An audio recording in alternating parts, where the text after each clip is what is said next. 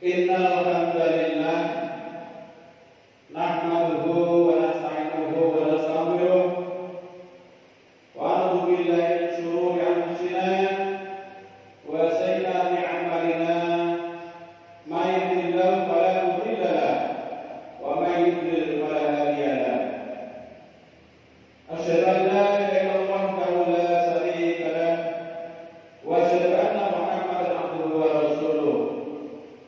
Wassalatu wassalamu ala nabiyyina Muhammad wa ala alihi wa ashabihi wa man tabi'ahum ila yaumiddin. Amma ba'd. Fa ya ibadallah, usikum wa nafsi bi taqwallah wa ta'atihi la'allakum tuflihun. Qala ta'ala fil Qur'anil Karim, a'udzu billahi minasy syaithanir rajim. Bismillahirrahmanirrahim. Inna a'tainakal kautsar fasholli li rabbika wanhar inna shani'aka huwal abtar. Hadirin jamaah yang rahmatullah, mengamali khutbah pada hari raya Idul Adha ini, kami berwasiat kepada saya pribadi khususnya dan lebih umum kepada hadirin sidang jamaah rahmatullah. Maka kita senantiasa berusaha meningkatkan keimanan dan ketakwaan kita kepada Allah SWT kapanpun dan dimanapun kita berada, serta dalam kondisi sesulit apapun dan dalam kondisi bagaimanapun, dengan cara melaksanakan segala kewajiban dan menjauhi segala larangan Allah SWT. Insya Allah kita semuanya akan digolongkan oleh Allah sebagai hamba yang muttaqin. Allahumma amin. Hadirin jamaah rahmatullah, pada pagi hari raya Kurban ini kami menyampaikan khutbah mengenai kesolehan Nabi Ibrahim alaihissalam dan keluarganya. Seorang nabi yang kisah tentang hidupnya selalu diceritakan ke setiap kita merayakan hari raya Idul Kurban. Hadirin sidang jamaah rahmatullah, keluarga Ibrahim adalah keluarga yang sangat soleh. Sang ayah dari Ibrahim serta istrinya dan kedua putranya semuanya adalah hamba-hamba yang soleh. Soleh artinya memenuhi hak Allah dan hak sesama hamba. Kesolehan tidak akan dicapai kecuali dengan ilmu dan amal. Tanpa itu, seseorang tidak akan mampu beramal dengan benar sesuai dengan tuntunan syariat, dan ilmu yang tidak diamalkan tidak akan mendekatkan diri kepada Allah dan tidak akan mengantarkan seseorang menjadi pribadi yang soleh. Ada banyak sekali sisi kesolehan keluarga Ibrahim alaihissalam yang dapat kita teladani. Di antaranya adalah yang pertama, Nabi Ibrahim sangat kuat memegang teguh akidah dan syariat. Sebagaimana firman Allah, maka Ibrahim Yahudiyya wa Nasraniyya walakin kana hanifan musliman wa ma kana minal musyrikin. Yang artinya Ibrahim bukanlah seorang Yahudi dan bukan pula seorang Nasrani, melainkan dia adalah seorang yang memegang teguh Islam. Dia bukan pula termasuk golongan orang-orang yang musyrik. Quran surah Al-Imran ayat 68. Nabi Ibrahim alaihissalam sebagaimana nabi-nabi yang lain adalah maksum, yang artinya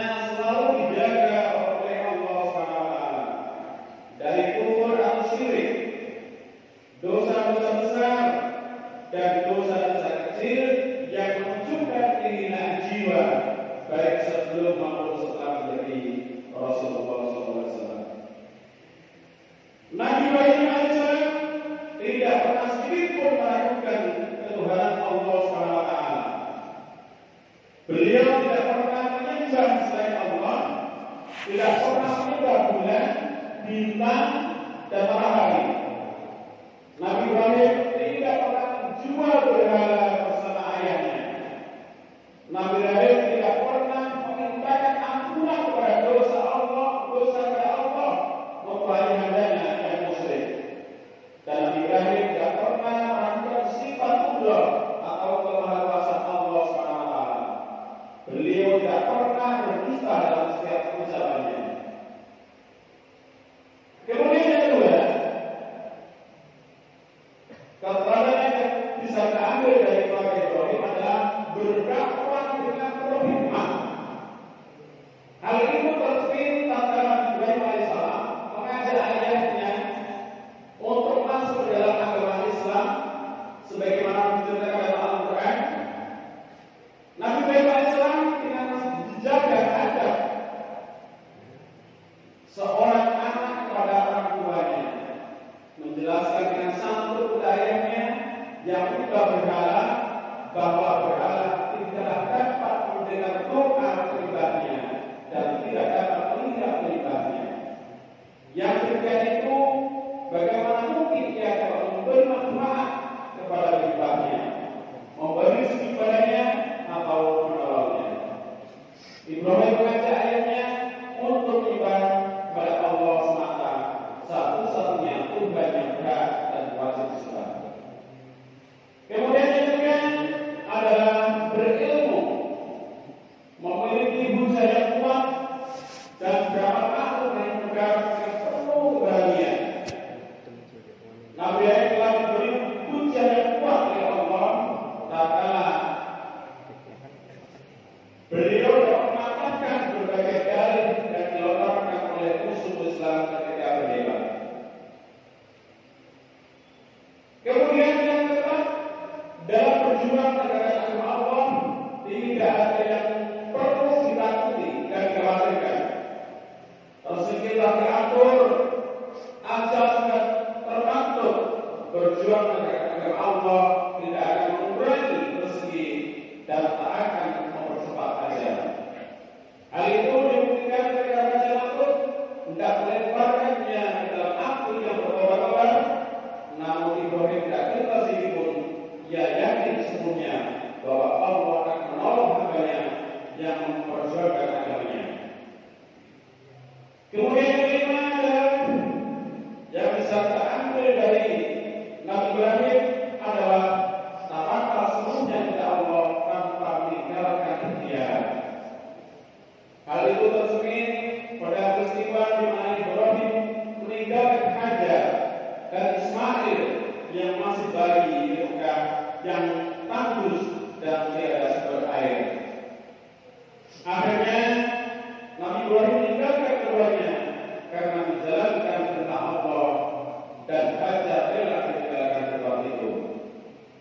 Kemudian yang kelima adalah bersegera menjalankan perintah Allah seberat dan sebesar apapun risikonya. Setelah penantian yang cukup panjang, akhirnya Allah mengaruniakan kepada Ibrahim seorang putra yang kemudian diberi nama Ismail. Putra yang sangat dicintainya itu setelah tumbuh menjadi seorang remaja, Ibrahim diberkati Allah untuk menyembelihnya. Dengan ketundukan yang total kepada Allah, Ibrahim bersegera menjalankan perintah itu tanpa ada keraguan sedikitpun. Sang putra juga menyambut perintah itu dengan pasrah yang total tanpa ada yang lebih mengutamakan perintah Allah dibandingkan dengan apapun selainnya. Ayah dan anak saling menolong dan menyemangati untuk melaksanakan perintah Allah. Dialog indah antara keduanya terekam dalam Al-Quran. A'udzubillahi minasyaitonir rajim. Bismillahirrahmanirrahim. Qala ya bunayya inni ara fil manami anni akhaftuka fanzur ma'adha tara. Yang artinya Ibrahim berkata, "Wahai putraku, sesungguhnya aku melihat dalam mimpi bahwa aku menyembelihmu, maka berikanlah apa pendapatmu." Sebagaimana kita tahu bahwa mimpi pada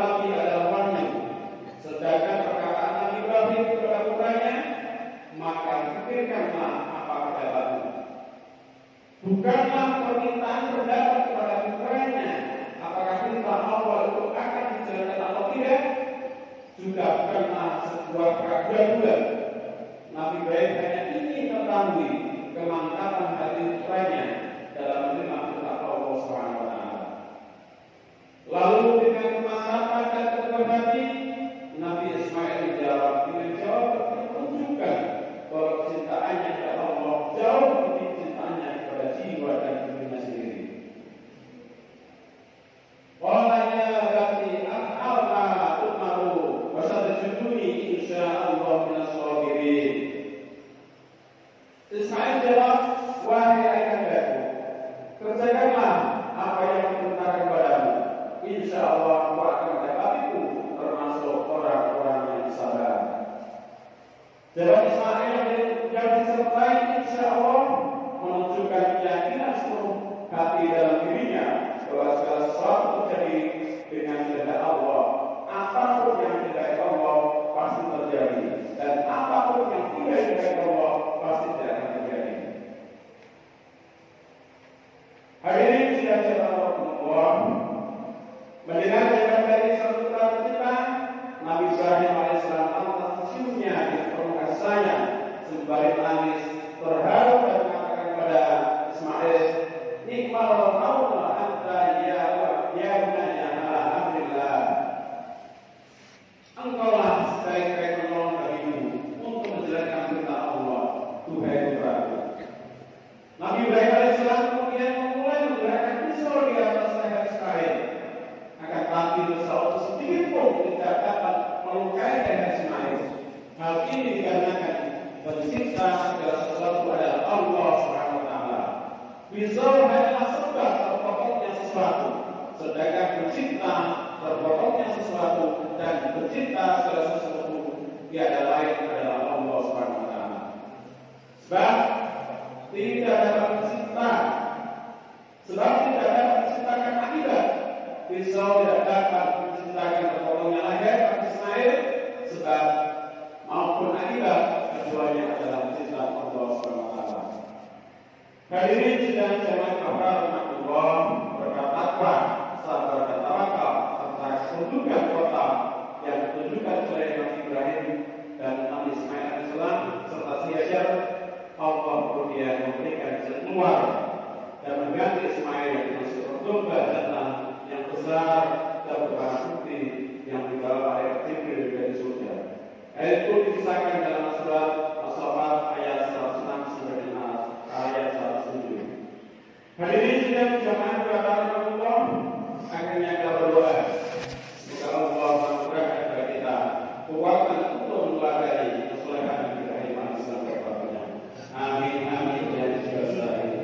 Wa qul